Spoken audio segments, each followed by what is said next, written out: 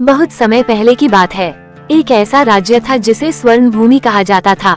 इस राज्य की मिट्टी में सोना था, नदियों में हीरे थे और पहाड़ों में बहुमूल्य पत्थर। इस अद्भुत प्राकृतिक संपदा के कारण स्वर्ण भूमि का नाम दूर दूर तक प्रसिद्ध था। अमृत स्रोत की रक्षा। स्वर्ण भूमि के मध्य में एक रहस्यमय झरना था जिसे अमृत स्रोत कहा जाता था। इस झरने का पानी पीने से लोगों में अपार शक्ति और बुद्धि आ जाती थी। इस झरने के कारण स्वर्ण भूमि के नागरिकों में अद्वितीय शक्ति और सहन शक्ति थी। यही कारण था कि स्वर्ण भूमि कभी भी किसी बाहरी आक्रमणकारी से नहीं हारी। आक्रमणकारियों की लालसा। स्वर्ण भूमि की ख्याति सुनकर आसपास के राजाओं की आंखें लालच से भर जाती थीं। हर कोई इस राज्य की संपदा और अमृत स्रोत पर अधिकार जमाना चाहता था। उन्होंने कई बार युद्ध छेड़े, लेकिन स्वर्ण भूमि के योद्धाओं की शक्ति और साहस के सामने वे टिक नहीं पाए। राजा धर्मवीर और उसकी योजना। स्वर्ण भूमि का राजा धर्मवीर एक बुद्धिमान और न्यायप्रिय शासक था।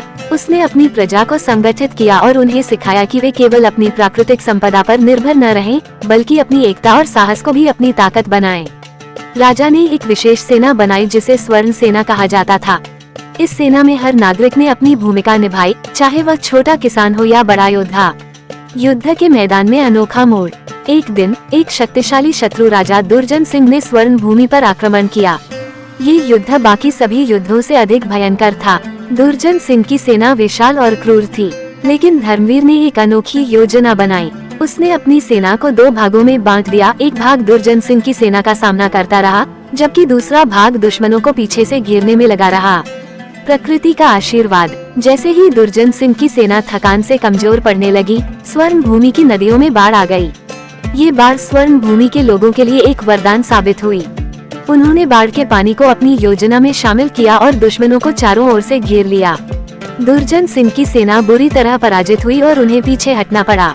अमृत स्रोत का रहस्य। युद्ध समाप्त होने के बाद राजा धर्मवीर ने अपनी प्रजा को अमृत स्रोत के असली रहस्य के बारे में बताया।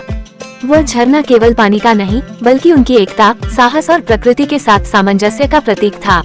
उन्होंने कहा, हमारी असली ताकत हमारी एकता में है। अगर हम संगठित रहें, तो कोई भी हमें नहीं हरा सकता। संदेश और सबक। इस घटना के बाद स्वर्ण भूमि के लोग और भी अधिक संगठित और आत्मनिर्भर हो गए। उन्होंने अपनी प्राकृतिक संपदा का सम्मान किया और उसे बचाने के लिए हर संभव प्रयास किया। आसपास के अन्य राजाओं ने भी स्वर्ण भूमि की शक्ति को स्वीकार किया और कभी भी उसे फिर से चुनौती देने का साहस नहीं किया। स्वर्ण भूमि की कहानी हमें ये सिखाती है कि असली शक्ति प्राकृतिक संसाधनों में नहीं, बल्कि एकता, साहस और बुद्धिमत्ता में होती है। अगर हम संगठित और समझदार रहें, तो कोई भी संकट हमें हरा नहीं सकता। दुर्जन सिंह की पराजय के बाद स्वर्ण भूमि में शांति और समृद्धि का युग शुरू हुआ। राजा धर्मवीर ने अपने राज्य में कई सुधार किए। उसने शिक्षा, स्वास्थ्य और कृषि पर विशेष ध्यान दिया ताकि प्रजा आत्मनिर्भर बन सके।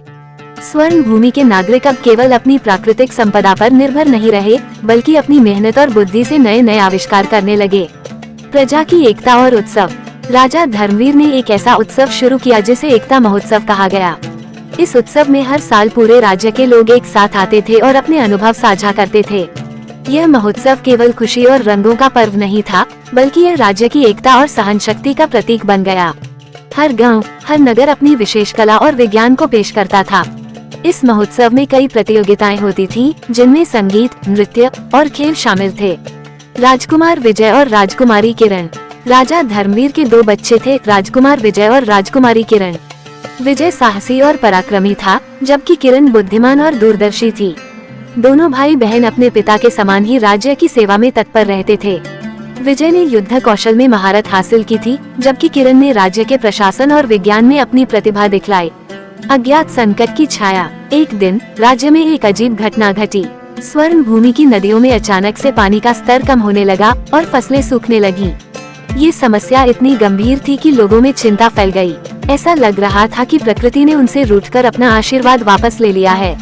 राजा धर्मवीर ने तुरंत एक सभा बुलाई। राजकुमार विजय और राजकुमारी किरण ने सुझाव दिया कि वे इस संकट का समाधान खोजने के लिए राज्य की सीमाओं से बाहर जाएं। राजा ने सहमति दी और दोनों भाई बहन अपनी यात्रा पर निकल पड़े। अज्ञात भूमि की यात्रा। विजय और किरण ने अपनी यात्रा के दौरान कई अज्ञात क्षेत्रों का दौरा किया। उन्होंने जंगलों, पहाड़ों और अंधेरी गुफाओं में नई जानकारी इकट्ठा की। एक दिन वे एक बूढ़े ऋषि से मिले जो एक पहाड़ की चोटी पर तपस्या कर रहा था। ऋषि ने उन्हें बताया कि स्वर्ण भूमि की समस्या का समाधान उनके भीतर छुपा है।